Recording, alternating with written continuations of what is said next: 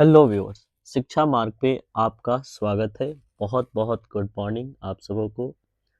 आज की दिसंबर 26 के जो न्यूज़ आर्टिकल्स है द हिंदू से रिलेटेड, उसका आज हम एनालिसिस करेंगे।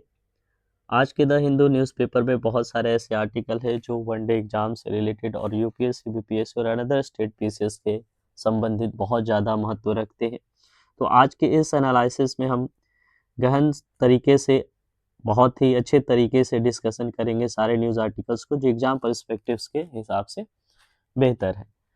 मैं आपको बता दूं कि इस the Hindu newspaper analysis edition और सेशन में मैं सिर्फ उन्हीं न्यूज़ आर्टिकल्स को कवर करता हूं जो मुझे लगता है कि वो हमारे एग्जाम्स के हिसाब से बहुत ज़्यादा महत्व रखते हैं। ऐसे न्यूज़ आर्टिकल्स बहुत सारे होते हैं, लेकिन सिर्फ उन्हीं को रखा जाता है जिनका कुछ इम्पोर्टेंस हो और साथ ही साथ वो पूरे तरीके से डेवलप्ड हो गए हो।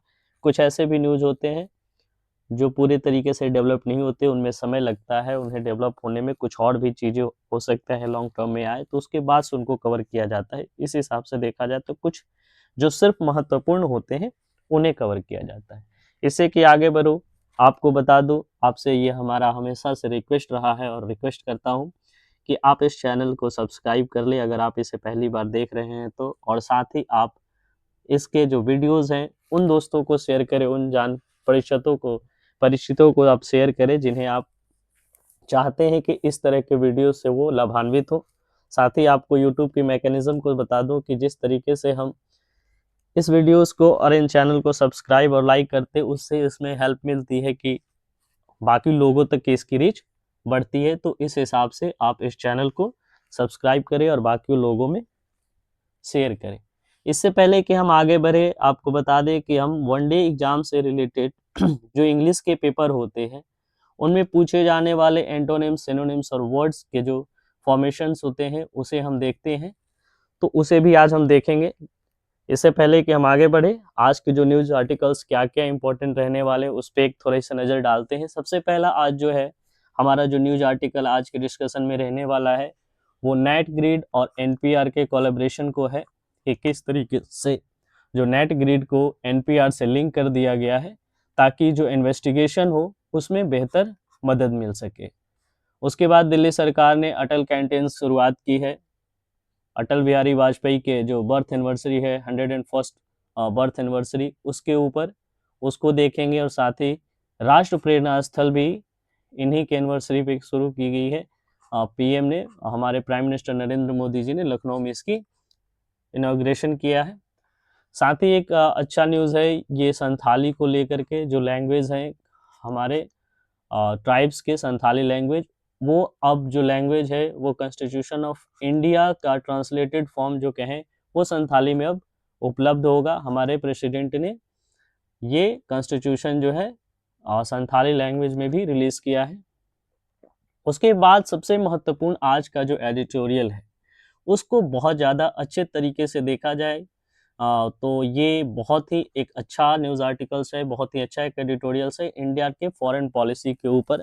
किस तरीके से 2025 में भारत की जो इंडियाज़ जो फॉरेन पॉलिसी है वो किस तरीके से शेप लेती है, किस तरह से रीशेप होती है, किस तरीके के उसमें बदलाव आते हैं, उन सबों का हम इंस्पेक्शन करेंगे और साथ ही इससे क्या हमें लेसन्स मिलते हैं इस साल वो भी हम देखेंगे।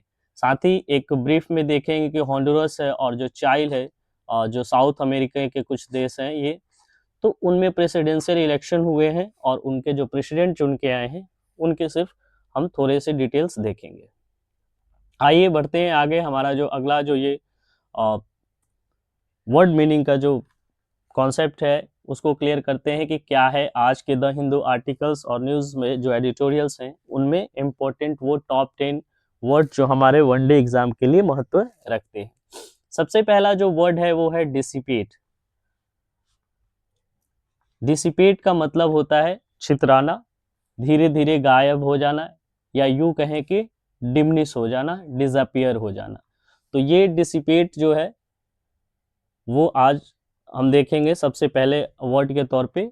तो इसका जो सिनोनिम्स की बात करें तो वो होता है डिसअपियर, स्कैटर, फेड, या कहें कि डिमनिश। उसी तरीके से एंटोनिम्स कहें गैदर, एक्यूमुलेट और इंटेंसिफाई।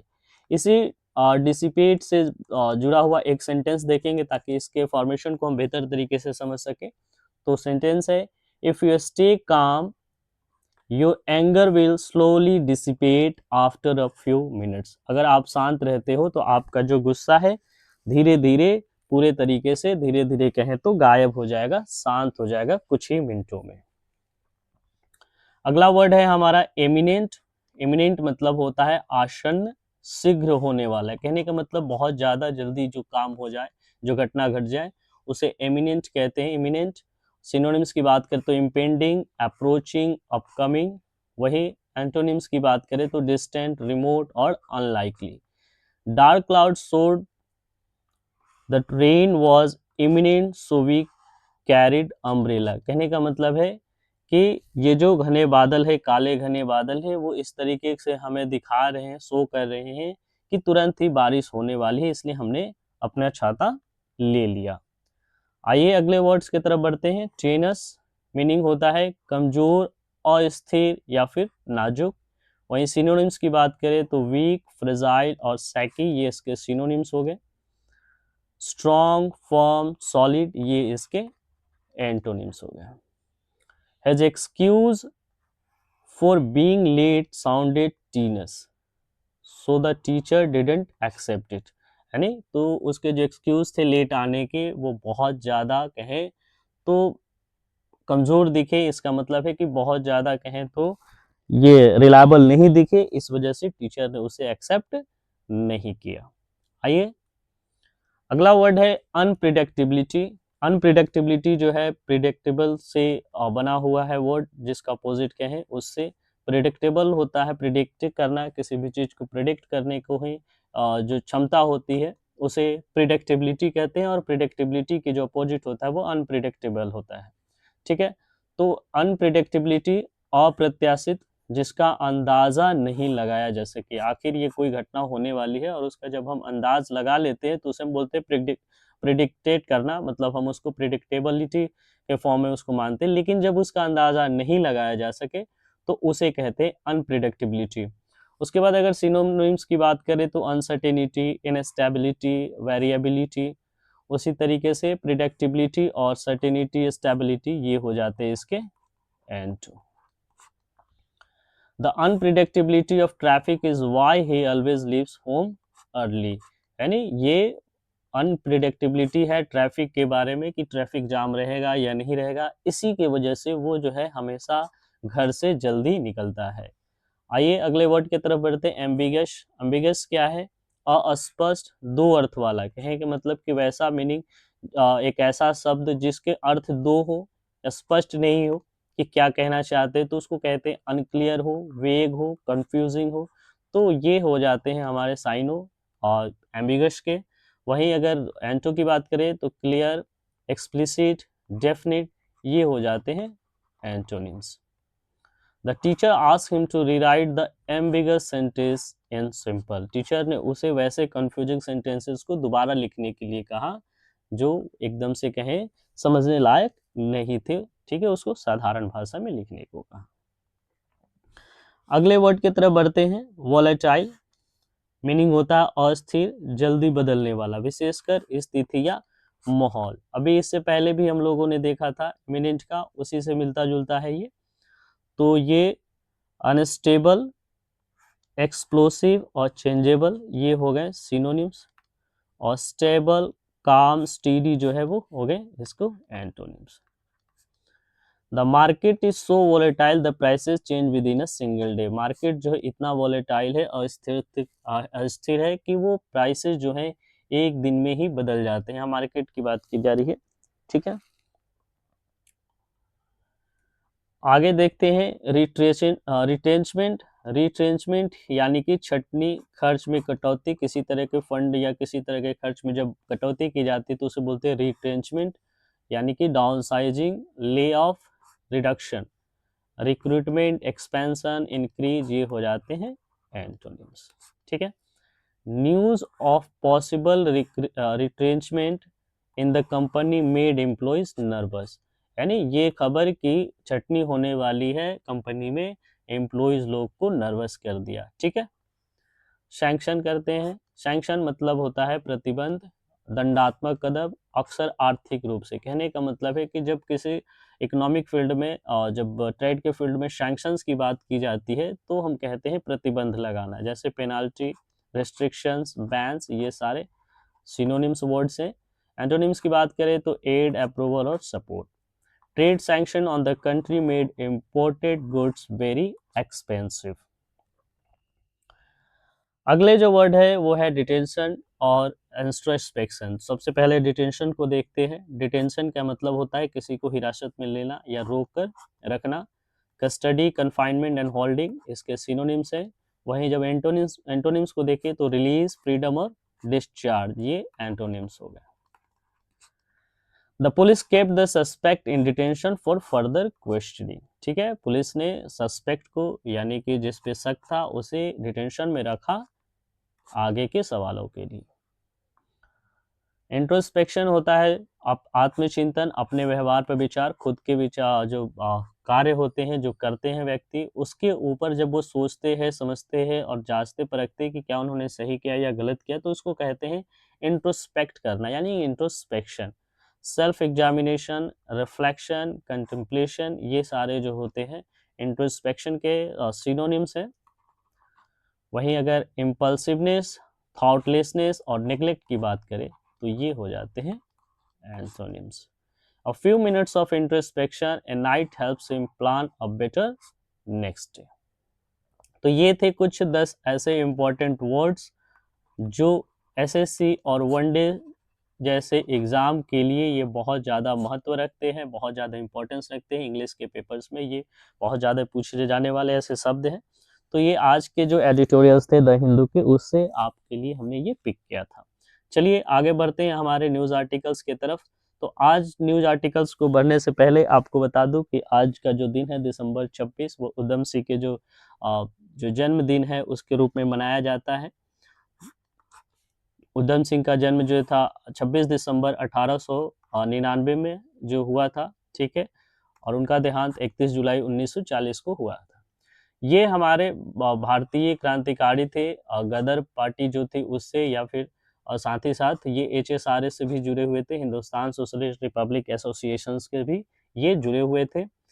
सबसे ज़्यादा अगर इनका बहुत ज़्यादा अगर चर्चा होता है उनके कामों में, तो ये एक सबसे बड़ा जो है वो है माइकल डायर की, जो उन्होंने असैसिनेशन किया था, जो हत्या किया था, उसको लेकर के इनकी चर्चा काफ़ी की जाती है। माइकल जो ओ डायर थे वो वही थे जो जलियांवाला बाग कांड जो हुआ था 13 मार्च माइकल डायर जो 1919 में जो जलियांवाला बाग अमृतसर में हुआ था, उसकी घटना के वो मुख्य जिम्मेदार था, उसको उन्होंने हत्या किया था और इसी हत्याकांड के मामले में उनको जो है 13 मार्च 1940 को उनको फांसी दे दी गई थी। तो ये उधम सिंह के जन्मदिन का जो दिसंबर 26 का सेलिब्रेशन है भारत सरकार की तरफ से, इसका देख सकते हैं।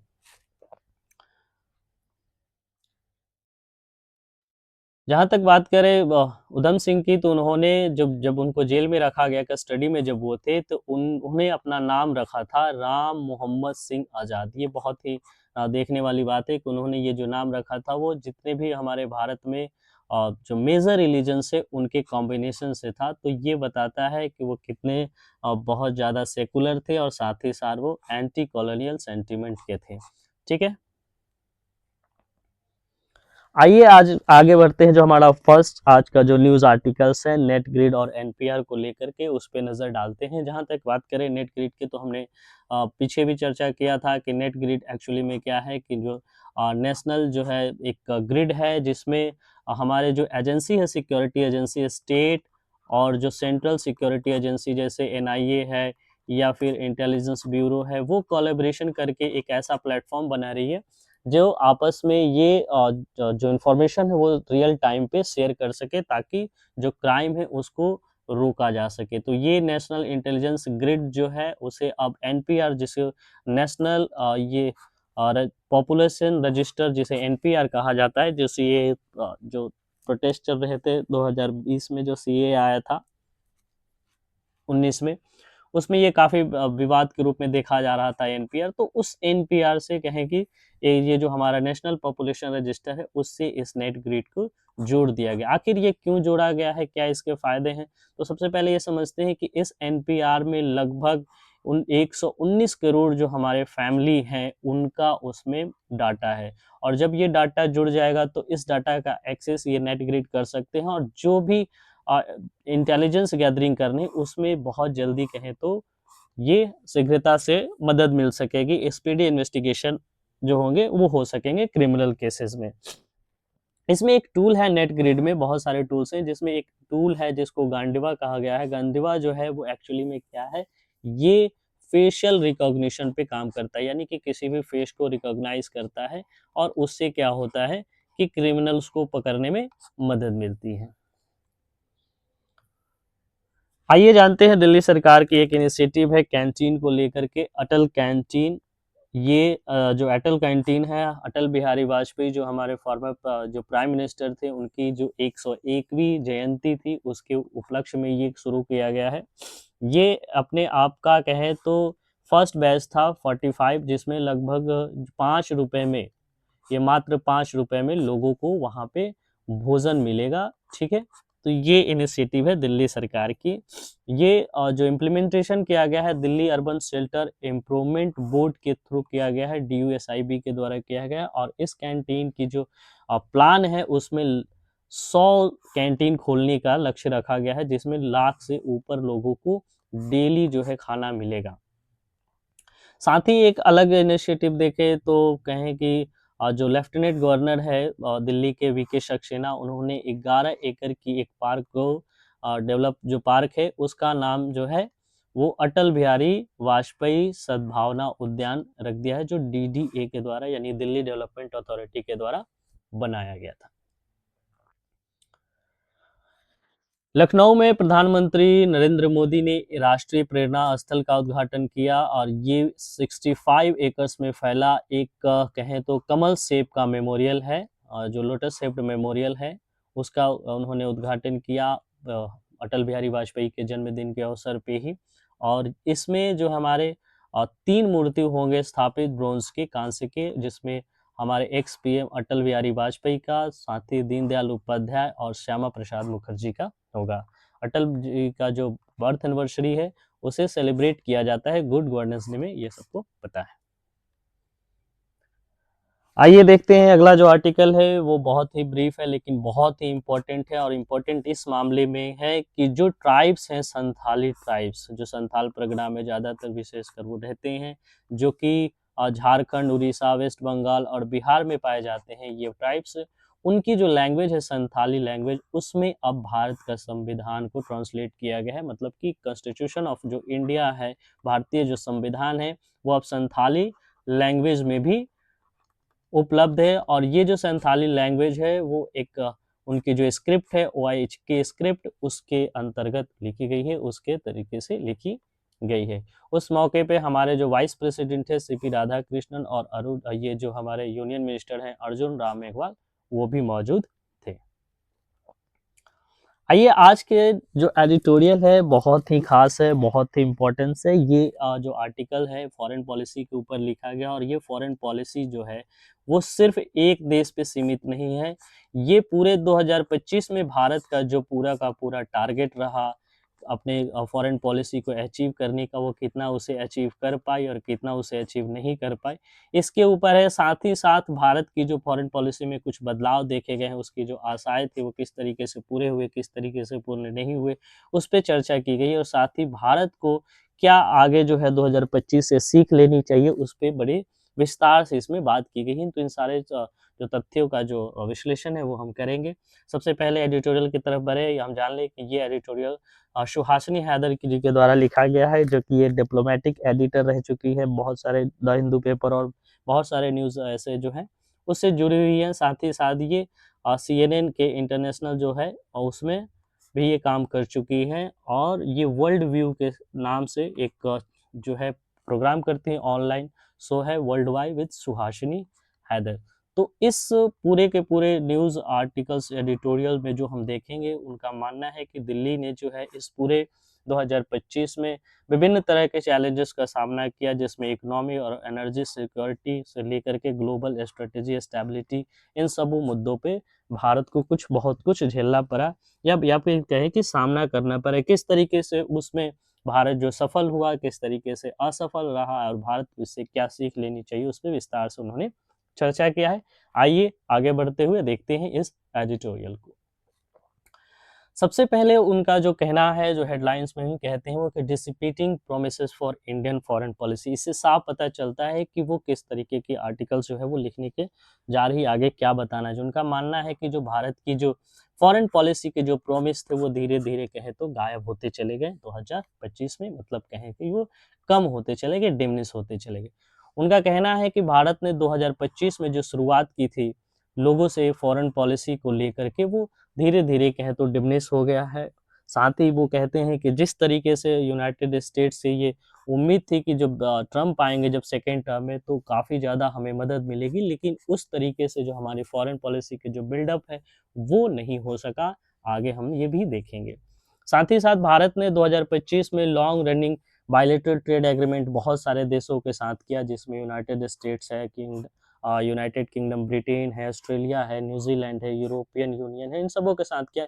कई देशों के साथ ये जो है जो बीटीए है यानी कि बायलैटरल ट्रेड एग्रीमेंट है, वो कहें तो शुरू हो गए हैं, कई जो है अभी पेंडिंग के केसेस में चल रहे हैं। तो इन सबों को ध्यान में रख करके अगर हम देखें, तो सबसे पहले अगर भारत के और चाइना के रिलेशंस के ऊपर नज़र डालते हैं, तो ये जो चाइना और इंडिया के जो बीच का जो रिलेशन है, वो देखें कि काफ़ी ज़्यादा पहले ये जो स्टैंड लॉन्ग जो उनके बीच का जो लाइन ऑफ एक्चुअल कंट्रोल के बीच में जो कुछ उनके बीच मतभेद थे, उसमें कुछ देखें तो ईज़ होते हुए दिखाई दिए, कि उनमें कुछ ज़्यादा कहें तो सुधार होते हुए दिखा।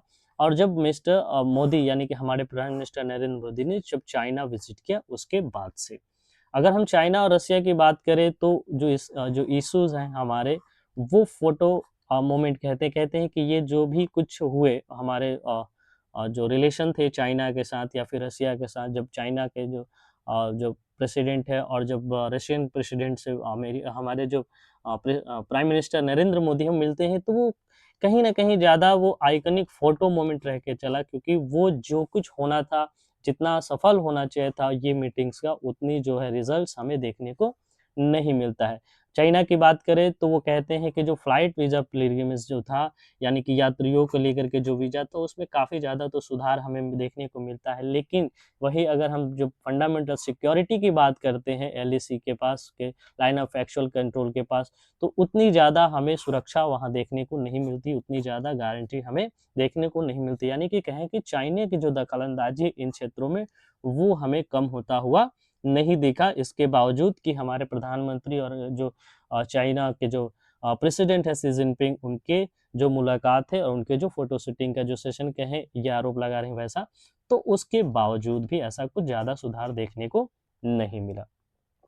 वहीं अगर कहें कि जो अभी हाल ही में जो नवंबर 2025 में ही चाइना के ये जो संघाई जगह है, वहाँ पे अरुणाचल प्रदेश से जो इंडियन पैसेंजर्स थे उनको डिटेन करके काफ़ी देर तक रखा गया। ये बहुत बड़ी मुद्दा है, ये बहुत बड़ा सवाल खड़ा करता है भारत और चाइना के रिलेशन को सुधरते हुए जो वादे हैं उसके ऊपर। रसिया और भारत की जहाँ तक बात करें, तो अभी हाल ही में हमारे जो हमने देखा कि रसिया के जो प्रेसिडेंट है व्लादिमीर पुतिन, वो भी भारत आए हुए थे, लेकिन फिर भी अगर हम बात करें, तो जो रशियन जो प्रेसिडेंट हैं आने के बाद भी हमारे रिश्ते किस तरीके से सुधरे हैं, या फिर किस तरीके से उम्मीद थे उतने ये सफल हो पाए हैं या नहीं, इसकी बात करेंगे। उनका मानना है कि रसिया से जो हमारे जो इंडियन जो ऑयल इंपोर्ट्स था रसिया से, वो धीरे धीरे 52 बिलियन की तरफ बढ़ा, लेकिन यूएस और यूए के सैंक्शन के प्रेशर से ये कुछ ज़्यादा ही कहें कि इस पर हमें दबाव देखने की वजह से हमें इसमें बदलाव करने पड़े। सबसे ज़्यादा अगर हम बात करें, सबसे ज़्यादा फ्रेगटाइल या सबसे ज़्यादा कहें कि वोलेटाइल अगर रिलेशन किसी के साथ 2025 में रहा भारत का, तो वो रहा अमेरिका के साथ में। ये पूरे के पूरा अनसर्टेनिटी का दौर रहा। कभी हमें ऐसा लगता था कि ट्रंप की जो सरकार है, वो ट्रंप 2.0 में जो भारत जो है अपने लक्ष्यों को और अमेरिका और भारत के जो रिश्ते हैं उसको और प्रगाढ़ करेगा, जबकि हमें हताशा का हाथ लगा, ऐसा उनका मानना है।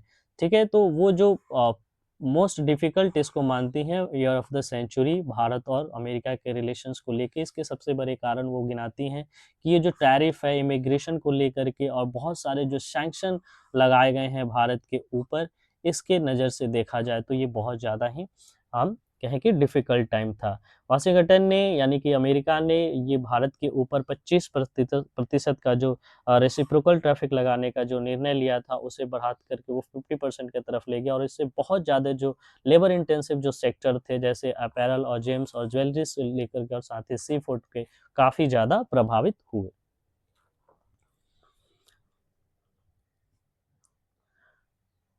भारत के ऊपर ये जो 25% से बढ़ा करके ये जो 50% जो परसेंट की जो ये टैरिफ की गई, ये हमारे इन्वेस्टमेंट को कहे तो भारत में जो एफडीआई आते हैं, उसको कम करने में काफ़ी ज़्यादा योगदान किया है। अभी हाल ही की जो रिपोर्ट है, जो नेट एफडीआई जो है इंडिया का, वो नेगेटिव हो गया था। जो हमारा जो अक्टूबर 2025 में जो डाटा जारी किया गया है, उसमें ये साफ पता चलता है कि हमारा जो एफडीआई है वो नेगेटिव हो गया। कहने का मतलब है कि जितना भारत ने दूसरे अन्य देशों में, दुनिया के अन्य देशों में जितना एफडीआई किया है, उससे कहीं कम हमें एफडीआई प्राप्त हुआ है। और ये सब हुआ है, क्यों हुआ है? अगर हम इस पे बहुत ही अच्छे से नज़र डालें तो उसमें सबसे ज़्यादा कारण जो मिलता है वो है अमेरिकी जो सैंक्शंस है भारत के विभिन्न प्रोडक्ट के ऊपर लगाने की, विभिन्न कंपनियों के ऊपर लगाने की, वो है। और साथ ही साथ इंडिया को जनरलाइज सिस्टम ऑफ प्रेफरेंस जो जीएसपी है, उसके प्रिविलेजेस से भारत को निकालने की, यानी कि अमेरिका ने जो भारत को जनरलाइज सिस्टम ऑफ प्रेफरेंसेस से बाहर निकालने का जो फैसला लिया, वो भारत में आने वाले जो एफडीआई है, उसे काफ़ी ज़्यादा प्रभावित किया। साथ ही साथ तो जो 25% का सरचार्ज उन्होंने इंडियन इम्पोर्ट्स जो रशिया से करते हैं ऑयल, उसके ऊपर लगाने से भी भारत को काफ़ी ज़्यादा जो भी ट्रेडिंग पार्टनर्स है, उससे हुआ है। इमिग्रेशन रिस्ट्रिक्शंस की बात करें तो भारत के ऊपर जो जो 1बी वीज़ा है, उसका काफ़ी ज़्यादा असर पड़ा है, क्योंकि हमें पता है कि अमेरिका में बहुत सारे ऐसे हमारे वर्क प्रोफेशनल हैं जो कि वहाँ पे जा कर के काम करते हैं और उससे जो हमारे भारत को बहुत ज़्यादा रेमिटेंस प्राप्त होते हैं। ये जो रेमिटेंस है भारत के आर्थिक स्रोत का बहुत बड़ा कारण है। और चूँकि ये रिस्ट्रिक्शन जब H1B वीज़ा पे लगाए गए, तो उससे देखा जाए तो भारत की आर्थिक स्थिति पे बहुत ज़्यादा फ़र्क पड़ा है।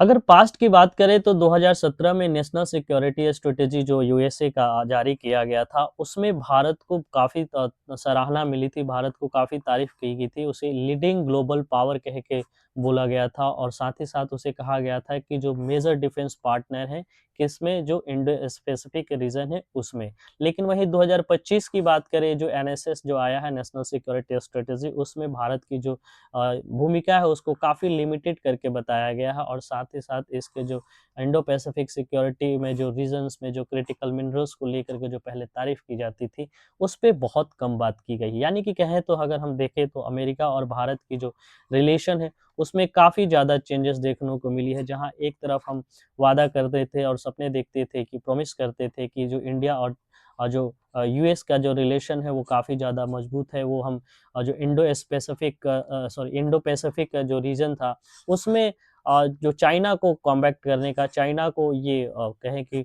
ओवरकम करने का, उसको टारगेट करने के प्लान्स जो थे क्वाड के, कहीं उस पे बात हो रही थी। लेकिन अभी फ़िलहाल हम देख रहे हैं कि ये पॉलिसी जो है वो शिफ्ट होती हुई देखी गई है 2025 के खत्म होते-होते लास्ट में। भारत की अगर बात करें 2025 में जो हमारे जो नेबर्स है उसके साथ रिलेशन में, तो वो सबसे ज़्यादा हॉस्टाइल अगर किसी के साथ रहा तो पाकिस्तान के साथ रहा।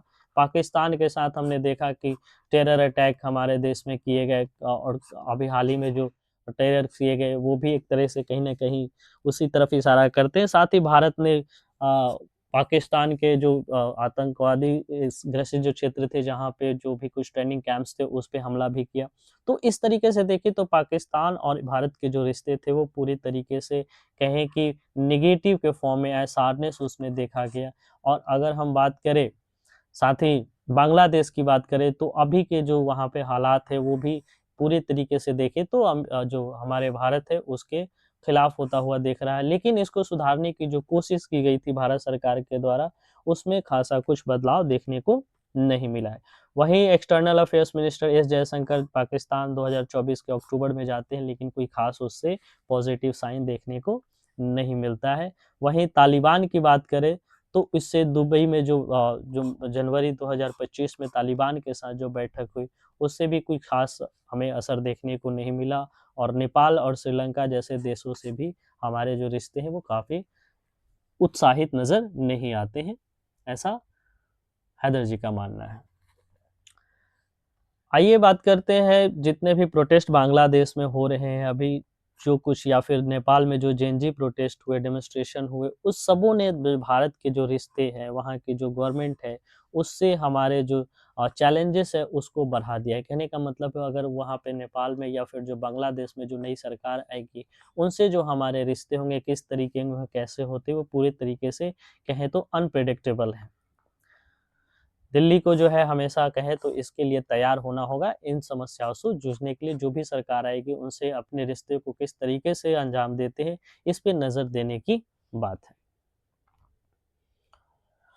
इस 2025 के उठापटक में अगर हम देखें फॉरेन पॉलिसी में तो भारत को सीखने के लिए क्या मिला तो सबसे पहला जो वो बताते हैं कि सबसे पहले हमें परफॉर्मेटिव जो डिप्लोमेसी है उसके ऊपर ध्यान देना है। यानी कि परफॉर्मेटिव डिप्लोमेसी क्या है कहती हैं वो कि जो वार्म एम्ब्रेसेस है मतलब गले लगाना और ये हाईली पब्लिसाइज जो सबमिट होते हैं जिसमें फोटो शूट्स वगैरह और लोग एक दूसरे के तारीफ करना ये या फिर एक ही कार में ड्राइव करना ये किसी भी तरीके से ये नहीं कहा जा सकता है कि फॉरेन पॉलिसी में भी ये टेंजिबल होंगे, इससे कोई ज़्यादा फ़ायदा मिलेगा।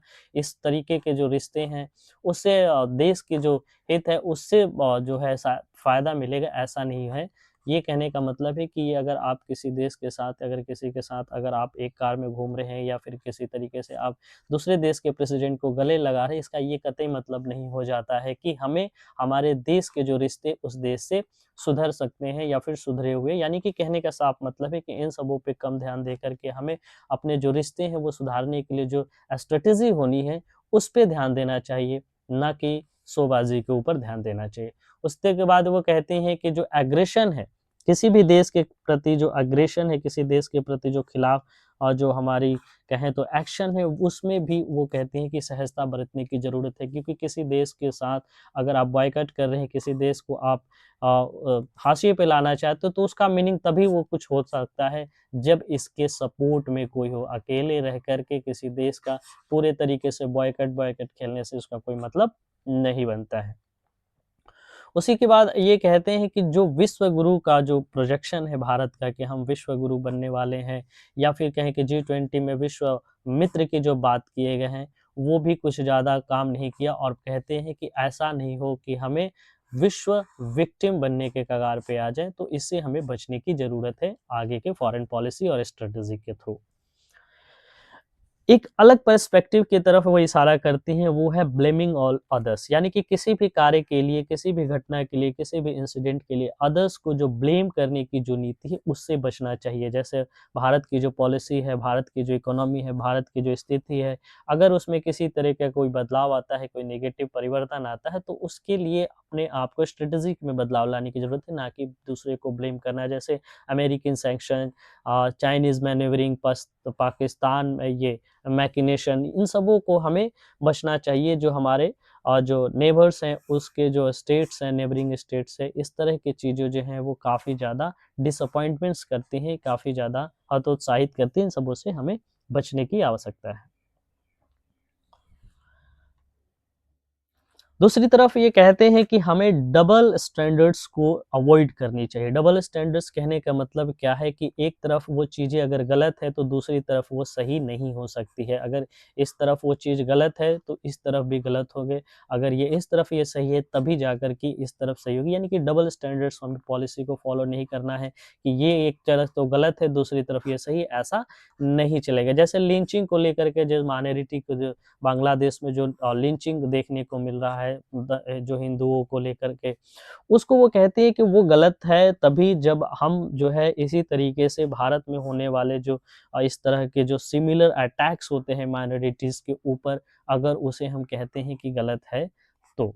दूसरी तरफ वो कहते हैं कि एक तरफ हम डेमोक्रेसी की बात करते हैं, वहीं दूसरी तरफ हम पारदर्शी इलेक्शंस की बात करते हैं दूसरे देशों में, तो हमें अपने देशों में भी इस तरह की जो डेमोक्रेसी है उसको बिल्डअप करने की ज़रूरत है और पारदर्शी तरीके से इलेक्शन कराने की आवश्यकता है। और साथ ही साथ अगर हम मान के चलते हैं कि इस्लामिज़्म जो है वो ख़राब है, किसी भी रीजन के लिए जो बढ़ता हुआ जो इस्लामिज़्म है, यानी कि कहने का मतलब जो कट्टरवाद है इस्लामिज़्म में, वो किसी भी देश के लिए अगर ख़राब है, किसी भी क्षेत्र के लिए ख़राब है, तो इस तरीके की सोच को रख कर के फिर हम जो है वो तालिबान के साथ जो हमने साइन किया, वो या तालिबान के साथ हमने जो बैठक की, जो रिश्ते बिल्डअप करने की कोशिश की, वो किसी तरीके से सही नहीं हो सकते हैं। चलिए आगे बढ़ते हैं। आज आगे बढ़ने में एक छोटा-सा न्यूज़ जो है देखते हैं कि असफुरा जो हैं होंडुरस के प्रेसिडेंशियल इलेक्शंस को जीत चुके हैं और वो अगले वहाँ के होंडुरस के जो हैं प्रेसिडेंट होंगे। दूसरी तरफ वहीं अगर बात करें तो ये जोस एस्टोनियो कास्ट हैं, वो बनेंगे चाइल्ड के प्रेसिडेंट। ये दोनों देश जो हैं यहाँ हम जब देखते हैं तो ये जो साउथ अमेरिका है उसमें पड़ता है। ये रहा, हम देख सकते हैं कि होंडुरस है, ठीक है? और चाइल्ड की बात करें तो यहाँ है, ये दोनों जगहों पे इलेक्शन हुए, प्रेसिडेंशियल इलेक्शन हुए। यहाँ पे चाइल्ड में जो है वो असफुरा हैं, ये बन के प्रेसिडेंट आएँगे। वहीं दूसरी तरफ अगर बात करें तो ये जोस एस्टेनियो जो हैं, एस्टेनियो कास्टे जो हैं, वो चाइल्ड के प्रेसिडेंट बन जाएँगे। ये जो कल हम लोगों ने एक न्यूज़ डिस्कस किया था जाट पंचायत को लेकर के, जिसने महिलाओं को वो स्मार्टफ़ोन जो कैमरा इनेबल्ड फ़ोन है उसको वो उन्होंने प्रोहिबिटेड कर दिया था, उन्होंने बैन कर दिया था। वो जो लिफ्ट जो भी था जो कहें कि जो जो ये बैन था उसको विथड्रॉ कर लिया गया है। काफ़ी दबाव के बाद से अलग-अलग जगहों पे उनको काफ़ी ज़्यादा सामना करना पड़ा, ऑपोज़िशन सामना करना पड़ा। इसके बाद से उन्होंने इस चीज़ को, ये जो है, ये जो बैन था महिलाओं के ऊपर फ़ोन्स को ना यूज़ करने का, उसे हटा लिया गया, वापस लिया गया। उन्होंने कहा कि ये जो उनका डिसीज़न था बच्चों को ध्यान में रख के लिया गया था, लेकिन इसे मिसअंडरस्टूड किया गया, यानी कि कहें कि इसे सही तरीके से नहीं समझा गया, लोगों के द्वारा इसे सही तरीके से नहीं समझा गया, लेकिन फ़िलहाल उन्होंने इस चीज़ को हटा लिया है। ये बहुत अच्छी बात है। हम लोगों ने इस पे काफ़ी डिस्कस किया था कि किस तरीके से ये महिलाओं के अधिकार का हनन है, किस तरीके से ये जो कहें कि हमारे जो कॉन्स्टिट्यूशन के आर्टिकल 14 और 15 में जो दिए गए जो समानता का अधिकार है उसके विरोध में है। उस पे काफ़ी डिस्कशन किया था हम लोगों ने और उसका ये देखते हैं कि बाकी लोगों ने भी इस पे अपनी राय रखी और लोगों ने इसको जो है विरोध किया और जिसके बाद से ये निर्णय को वापस ले लिया गया। तो आज के ये कुछ इम्पोर्टेंट्स थे जो न्यूज़ आर्टिकल्स जो द हिंदू से हमने आपके लिए पिक किया था। ये बहुत ज़्यादा इम्पोर्टेंट होंगे एसएससी, यूपीएससी, बीपीएससी और बाकी जो वन डे एग्ज़ाम और अदर एग्ज़ाम्स हैं जिसमें गवर्नमेंट एग्ज़ाम्स से जुड़े हुए जितने भी एग्ज़ाम्स हैं, उन सबों के लिए काफ़ी महत्व रखते थे। ये हमारे करंट अफ़ेयर्स को बहुत ज़्यादा आधार देंगे। ये जो है साथ ही साथ जो समझ है जो भी जियोपॉलिटिकल्स और देश की जो खबरें हैं, वो उसमें काफ़ी ज़्यादा हमें इज़ाफ़ा करेंगे। साथ ही आपसे हम ये रिक्वेस्ट करना चाहेंगे कि इस चैनल्स को आप सब्सक्राइब करें ताकि आपके और आपके जैसे लोगों के पास हमारी रीच बढ़े। उन लोगों को शेयर करें जिनको इनकी काफ़ी ज़रूरत है, जो वन डे एग्ज़ाम्स की तैयारी कर रहे हैं और जिन्हें करंट अफ़ेयर्स की तैयारी की ज़रूरत है। वैसे लोगों को आप शेयर करें। साथ ही हम आपको बता दें कि हम जो है अदर्स जो भी एडिशंस लाते हैं जैसे पॉलिटी से जुड़ा हुआ जो भी सेशंस है वो हम करते हैं जिसमें विस्तार से किसी भी जो पॉलिटिक्स से जो सब्जेक्ट्स के जो भी चैप्टर्स होते हैं उस पे डिस्कशन होते हैं। डिस्कशन के बाद उससे जुड़े हुए सवालों को हम लोग अभ्यास के तौर पे करते हैं। साथ ही जो नेशनल और इंटरनेशनल रिलेटेड जो इश्यूज होते हैं उसके ऊपर भी हम वीडियोस बनाते हैं ताकि आप उससे रूबरू हो सके। उसके बाद जो है चैप्टर वाइज जो है साइंस का और बाकी बिहार एसएससी से जुड़े हुए प्रैक्टिस सेट्स की भी हम जो है वो सेशन करते हैं। तो आखिर इन सबों को जो भी कुछ हमारे एग्जाम्स के लिए बहुत ज़्यादा इंपॉर्टेंस रखते हैं उसको अगर आप चाहते हैं कि आप सही तरीके से पा सके तो उसके लिए आप इस चैनल को सब्सक्राइब करें और साथ ही बेल आइकन दबा दें ताकि आपको समय पे बेहतर अपडेट मिलता रहे। Thank you.